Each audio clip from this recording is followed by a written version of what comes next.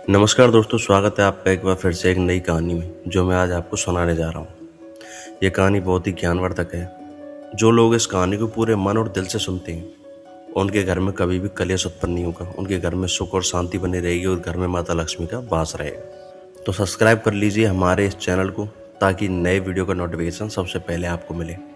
आपने सुना होगा कि जिस घर में रोज झगड़े होते हैं, रोज कलेश होते हैं, उस घर में बरकत नहीं होती। उस घर में कभी भी माता लक्ष्मी का आगमन नहीं होता। जिसके घर में सुख शांति होती है उसके घर में सुख समृद्धि का आगमन होता है और माता लक्ष्मी का निवास उसके घर में सदा बना रहता है। इस कहानी को सुनने के बाद हमें पता चल जाएगा कि हमें घर में लड़ाई झगड़े क्यों नहीं करने चाहिए। जिसके घर में लड़ाई झगड़े होते हैं उन लड़ाई झगड़ों को कैसे रोका जा सकता है, क्योंकि घर में सुख शांति होना बहुत ज़रूरी है। क्योंकि जहाँ सुख शांति होती है वहीं माता लक्ष्मी का निवास होता है। जहाँ कलेश उत्पन्न होता है, जहाँ लड़ाई झगड़े उत्पन्न होते हैं, वहाँ माता लक्ष्मी का वास नहीं होता। वहाँ दुख दरिद्रता निवास करते हैं। हो सके तो इस कहानी को पूरा सुने और यह कहानी आपको जीवन में बहुत कुछ सिखा देगी। यह बहुत ज्ञानवर्धक कहानी है, इसे ज़रूर सुने। एक मोर और मोरनी की कहानी। इससे पहले आप हमारी कहानी में जाएं, चैनल को सब्सक्राइब करना ना भूलें। चलिए कहानी की शुरुआत करते हैं। एक जंगल में मोर और मोरनी रहते थे। मोर और मोरनी बहुत हंसी खुशी जंगल में रहते थे। एक दिन मोरनी मोर से कहती है, हमें यहाँ से चलना चाहिए। हमें वहाँ चलना चाहिए जहाँ हमारे समाज के लोग रहते हैं। हमें वहाँ चलना चाहिए।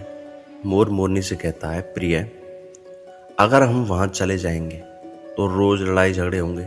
हम दोनों यहाँ जंगल में कितने सुकून से रहते हैं, वहाँ जाने की क्या ज़रूरत है। लेकिन मोरनी जिद करती है तो मोर भी मान जाता है। मोरनी की जिद के कारण वो दोनों उड़कर एक नगर में जाते हैं। उस नगर का राजा पशु पक्षियों की भाषा अच्छी तरह समझता था। उस राजा ने करो शास्त्र की पढ़ाई की थी। करो शास्त्र का मतलब यही होता है कि पशु पक्षियों की भाषा समझ पाना। वह राजा सभी प्रकार के पशु पक्षियों की भाषा समझ पाता था। जीव जंतुओं की आवाज़ वह बखूबी समझता था। दोनों मोर मोरनी इस नगर में जाते हैं। एक दिन की बात है, राजा रानी से कहता है, रानी, मुझे बहुत जोर की भूख लगी है, आप मुझे भोजन दीजिए। रानी की 36 प्रकार की भोजन बनाकर अपने हाथ से पानी का लोटा लिए, एक दूसरे हाथ में खाने की थाली लिए राजा के पास पहुंचती है। रानी जैसे ही भोजन की थाली राजा के सामने रखती है तो एक चावल का टुकड़ा नीचे गिर जाता है। वहीं पर कुछ चींटियां घूम रही थीं। तभी एक चींटी चावल के टुकड़े को लेकर वहां से जाने लगती है। राजा बैठा सब घटना देख रहा था। उस चींटी के पास तुरंत एक बड़ा चैंटा आता है और वह चैंटा उस चींटी से कहता है, प्रिय, यह चावल का टुकड़ा मुझे दे दो और तुम वापस से राजा से थाली से एक दूसरा चावल का टुकड़ा ले आओ। उसकी बात को राजा पूरी तरह सुन रहा था, क्योंकि राजा हर पशु पक्षी की भाषा को समझ सकता था। राजा वहीं बैठा था जब चींटा चींटी से यह बात कह रहा था कि नहीं, मैं नहीं जाऊंगी। अगर यह बात राजा को पता चली तो मुझे मार देगा। चैंटा चींटी से कहता है कि तुम जाओ, राजा को नहीं पता चलेगा। चींटी फिर जाने की कोशिश करती है, लेकिन फिर आधे रास्ते से वापस लौट आती है। वो चींटा से कहती है, नहीं, मैं नहीं जाऊंगी। हो सकता है राजा को पता चल जाए और राजा मुझे मार दे। राजा उन दोनों को देख रहा था तो इस बात का बहन चैंटा को हो जाता है कि राजा हमारी बातें समझ रहा है। चैंटा फिर चींटी से कहता है कि देखो, लगता है राजा हमारी बातें समझ रहा है। चैंटा चींटी से कहता है, अगर राजा ने हमारी बातें सुन ली और ये बात उसने किसी को बताई तो वह तुरंत पत्थर का बन जाएगा।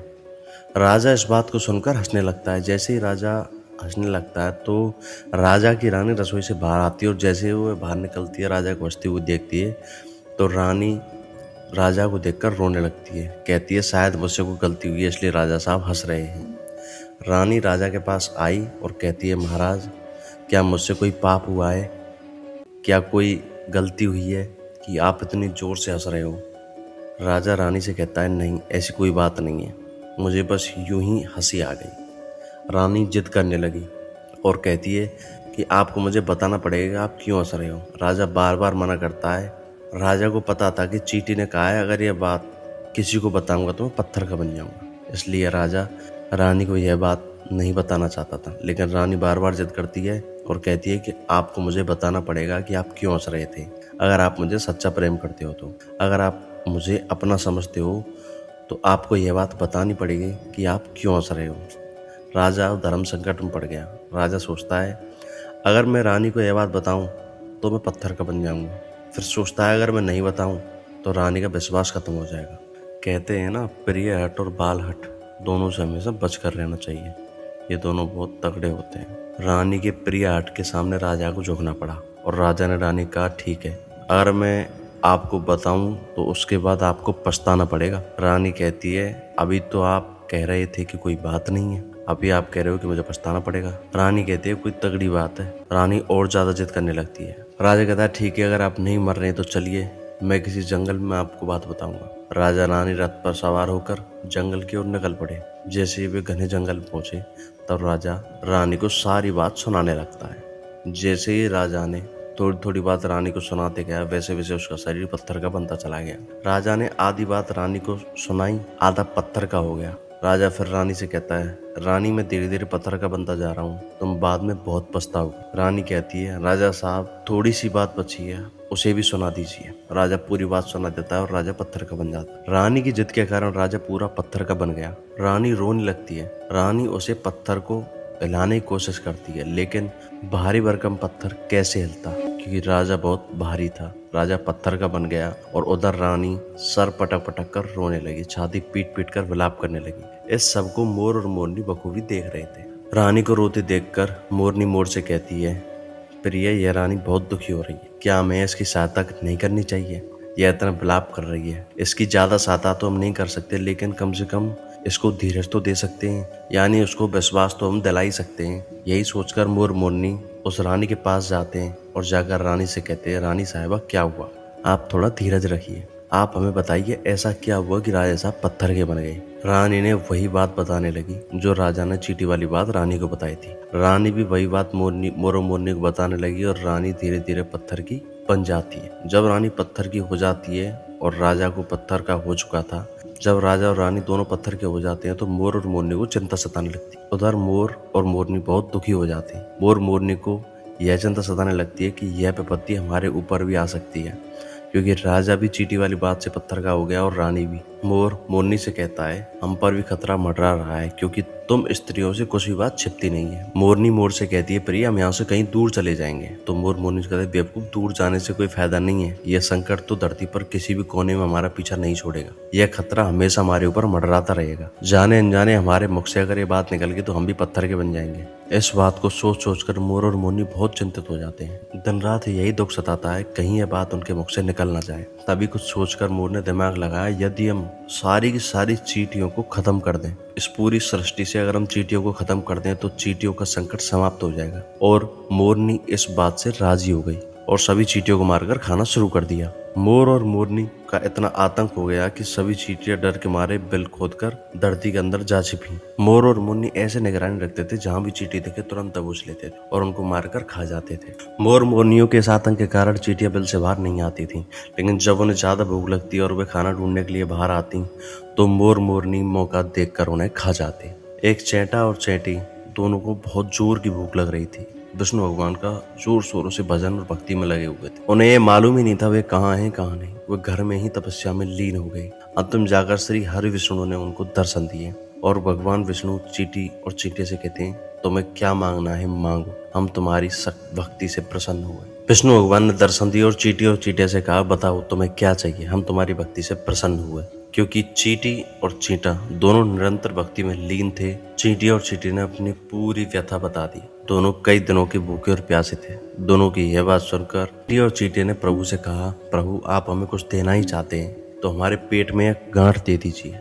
उन्होंने सोचा अगर हमारे पेट नहीं होगा तो हम बाहर क्यों जाएंगे और मोर और मोरनी हमें नहीं खाएंगे, इसलिए उन्होंने मांगा प्रभु हमारे पेट में गांठ दीजिए। भगवान विष्णु कहते हैं, भगवान विष्णु उन्हें तथास्तु बोलते हैं और आज भी चींटी और चींटों के पेट में गांठ होती है, पेट नहीं होता। फिर चींटी और चींटा भगवान विष्णु से बोलते हैं हमारे पेट में तो गांठ लग गई, लेकिन अब मोर और मोरनी से हमें अभी भी खतरा है, वो बाहर अभी भी हमारा इंतजार कर रहे हैं, अभी भी ऊपर जमीन पर बैठे हैं, जैसे ही वे लोग हमें देखेंगे हमें मार डालेंगे। भगवान विष्णु ने मोर और मोरनी से कहा तुम चींटियों का शिकार करना बंद करो, चींटियों का इसमें कोई दोष नहीं है, जो दोषी था वो राजा था, क्योंकि राजा ने करो शास्त्र की पढ़ाई की थी, इसलिए वह सभी जीव जंतुओं की भाषा समझता था। उसके साथ वह जिन जिन भाषाओं को समझता था उनका रूप वह पशु पक्षी का रूप धारण किया करता था, और जब वह राजा रूप में धारण करता था तो उन पशु पक्षियों के साथ संभोग भी करता था, और जब पशु पक्षी गर्भ धारण करते थे तो उन्हें छोड़कर इंसान बन जाता था, और ऐसे ही पशु पक्षियों पर वह जोर से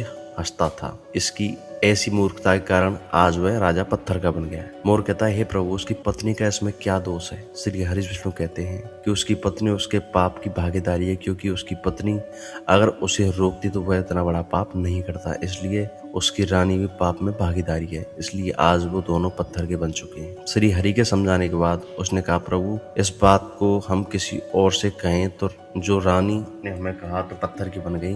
विष्णु भगवान ने कहा, अब तुम्हारा यह श्राप समाप्त हो चुका है। अब तुम किसी से भी अगर यह बात कहोगे तो तुम्हारी उस बात का तुम्हारे ऊपर कोई भी असर नहीं होगा। हरि विष्णु अंतर ध्यान हो गए और चले जाते हैं। इधर मोर मोरनी का खुशी का ठिकाना नहीं गया। अगर किसी जानवर को, पक्षी को खुशी मिलती है तो वह झूमने लगता है, नाचने लगता है। यही बात मोर के साथ हुई। मोर को जब पता चला कि उसके ऊपर खतरा टल गया तो वह खुशी से नाचने लगा, जोरदार नाचने लगा। उसकी खुशी का ठिकाना नहीं था, वह खुशी के मारे पागल हो रहा था। जैसे ही मोर खुशी के मारे पैरों की तरफ देखता है तो फटे बदसूरत मोर के पैर बने हुए थे। मोर अपने पैरों को देखकर दंग रह गया। मोर रोने लगा। पहले मेरे इतने सुंदर पैर थे, लेकिन आज इतने फटे और गंदे कैसे हो गए? पूरा बदन सुंदर है, लेकिन मेरे पैर इतने फटे क्यों हैं? बदसूरत कैसे हैं? मोर के पैरों के फटने का कारण चींटी खाना था, क्योंकि वह बहुत सारी चींटियां मार मार कर खा गया था, और मोर ने भी बहुत सारी चींटियां मार कर खाई थी, इसलिए उसके पैर भी फट गए थे।